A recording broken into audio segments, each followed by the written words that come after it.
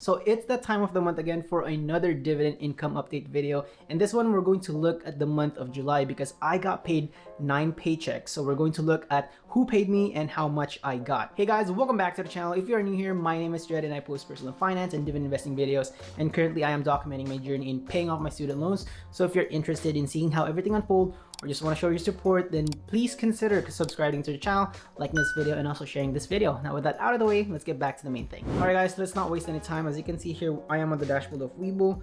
I have my stocks positions right here. Let's go over to the bull icon and you'll see that my total account value is $7,282.61. I'm actually up at least 10% right now. So I have a cash balance of $18.84, which is what I'm going to be using when the market opens and buy more shares of my dividend stocks. So let's go over here and go to the P&L section. And by the way, I just recently learned this one. Instead of just going to the P&L section, you can also go to the history section to look at your dividends. As you can see, it's already here. You can go over to this section, click on dividend records, and then there you will see pretty much who paid you, on what specific date. So let's go over here to the custom date range. Let's put July 1, and the end date will be July 31. There you go, and done.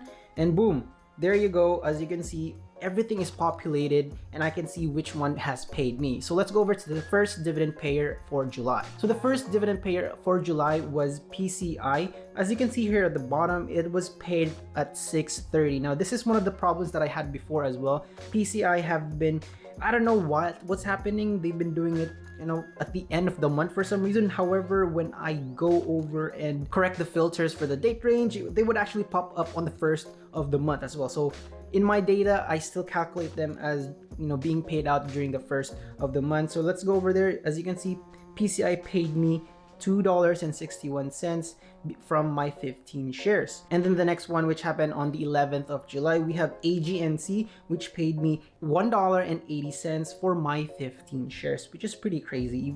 AGNC right now, I recently bought this one on June as well, and that's why it kind of increased as well my dividends that I got, which is pretty amazing because you always want to grow your dividends. So buying more into the stocks that you already own will definitely help you grow your dividends over time. So let's go back over here. The next one is with GNL. On the 14th of July, I got $31.20. Now GNL is one of the dividend stocks that I own that pays me really big every quarter. As you can see here, that $31 came from 78 shares, and that's pretty amazing. That's one of the things that I really love about these dividends, man. Like you gotta just love getting these dividends, even though it's just like in a quarterly basis. At least you get this feeling and this sense of security that you're going to get paid every at least at the end of the month or something like that. But anyway, let's go over to my fourth stock payer right here that happened on the 14th of July. Now this one is actually new, Lument Finance Trust, or LFT, and they paid me $2.25 for my 25 shares. Now this is pretty interesting because I was trying to figure out whether this was actually a good buy or not when I first bought it on June 14, as you can see right over here. And like the stock kind of like experiences some volatility, obviously, because it is a mortgage REIT, so a lot of people actually hate investing in these stocks as well. But I am here for the dividend income that I get, and once I see that it's not worth it anymore, then obviously I'm going to dump the stock and purchase something else that actually makes sense and is worth in the long term. But for now, I have this stock right here just so that I can keep on rolling the dividends, and when it's time to actually move on, then I will move on. But anyway, let's go over here to the fifth one. I have Realty Income that paid me on the 14th of July as well. They paid me $2.59 for my 11 shares. Now I haven't been exactly adding more to Realty Income. As you can see right over here, there are no trading records because I haven't even bought anything in Webull for Realty Income. My Realty Income position actually came from TD Ameritrade. That's why there are no trading records. So let's go over back right here. There you go. Realty Income is just really one of those dividends that you gotta have on your portfolio because it is the monthly dividend company.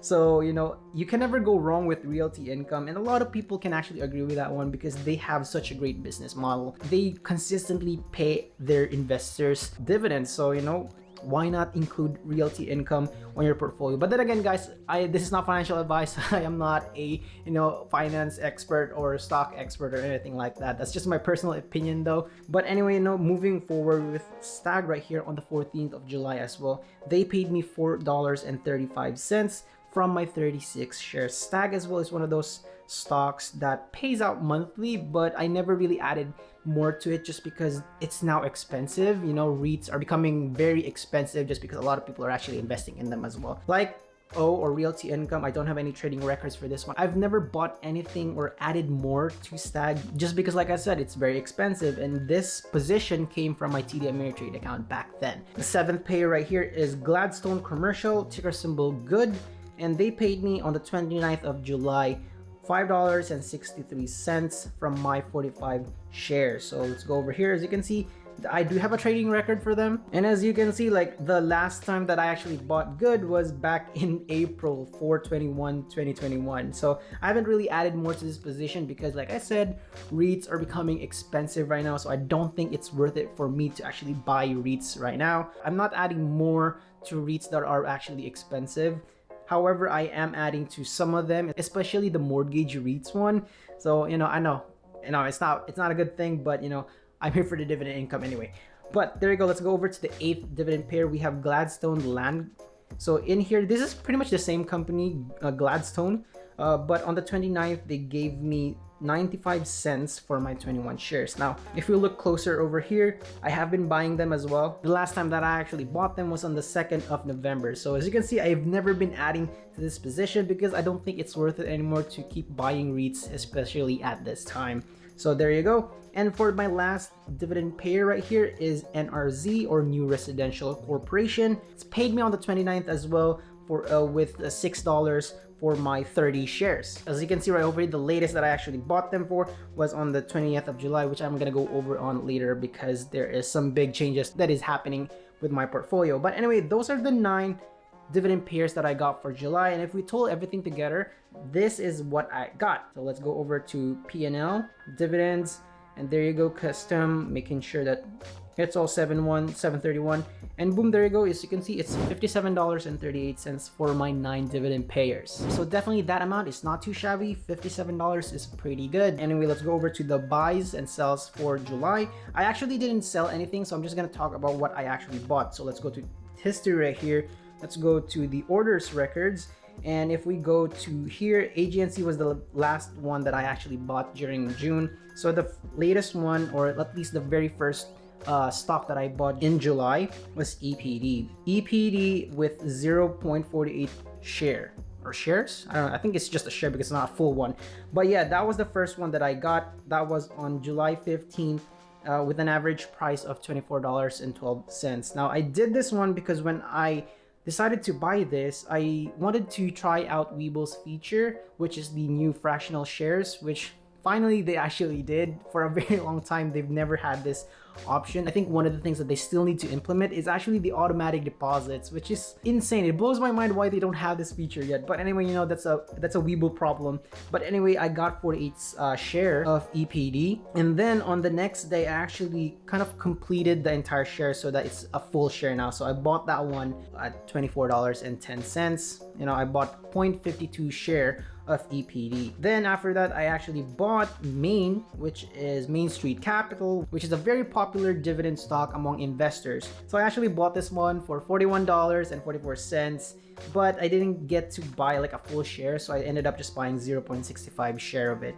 And I bought this one on the same day that I actually completed EPD. So let's go over to the next buy that I did for July, and that is NRZ. Like I told you earlier, I keep buying mortgage REITs, and just don't curse me, or because buying NRZ but then giving up a lot of those safer dividend stocks. But anyway, as you can see right here, I bought 5 shares of NRZ at $9.51 on the 20th of July. But who knows, I might be closing out my positions with NRZ because I have a goal with my portfolio now, which I'm going to share with you later. But anyway, the last one that I did for July was also EPD. I bought 2 shares of EPD priced at $23.74. So just to kind of break down what I bought for July was EPD, Main, and NRZ.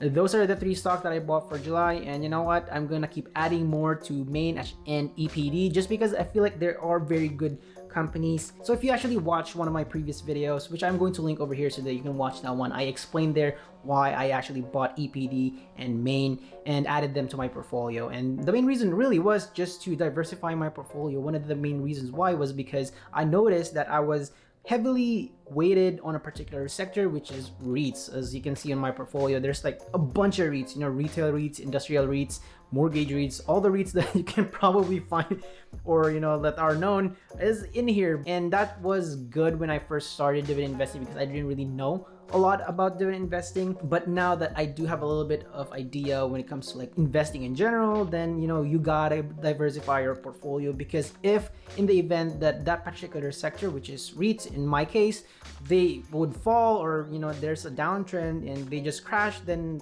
obviously my entire portfolio is affected. I would be seeing red all the time, you know, and I don't think that's actually a good thing for me financially and mentally, you know, psychologically.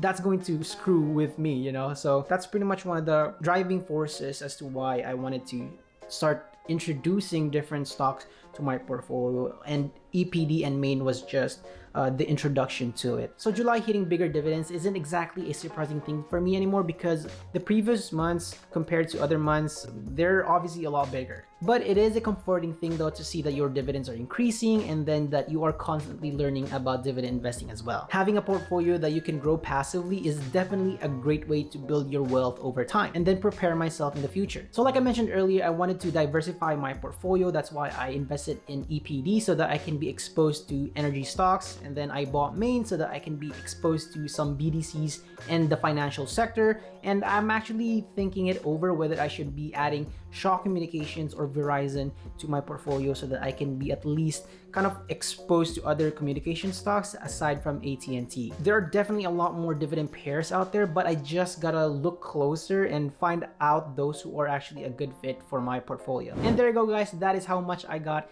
in dividends for the month of July from my 9 dividend payers. So if you have any great stock picks that you can recommend to me, then definitely comment them down below, because I'd love to look at them and see if they're actually a great fit for me. And if you have any feedback on my portfolio, please let me know so that I can actually learn from you as well, because I really love learning. You know, getting to know more about the dividend investing world is such a great thing for me, because it does help me learn more about other stuff and kind of like figure out things that I normally wouldn't be learning by myself. So you educating me is highly appreciated. And by the way, guys, if you want to have some free stocks, I do have some affiliate links down in the description below. If you sign up to Webull and fund your account with at least $100, you get stocks ranging from like $10 to upwards to like $2,000, which is pretty crazy. You know, that is free money that you should totally take advantage of. And also there's another stock platform that I recently invested in, and that is Public, which is kind of like a social media stock investing platform, which is amazing because it's like Twitter combined with Robinhood. So you get to know what other investors are investing and what their opinions about the stock are. So definitely check out Public, which I have a link as well down below. And if you sign up with that link, you can get some free stocks as well. Like I said, take advantage of this because they are free money. Thank you so much for watching, guys. I hope you have found value in this video, and if you do, please consider subscribing to the channel, liking this video, share this video as well to your friends and family. And also I'm on Instagram at DailyDread. Please add me there so that we can chat, collaborate, and exchange some ideas. I hope you have a wonderful day, and I will see you in the next video. Bye.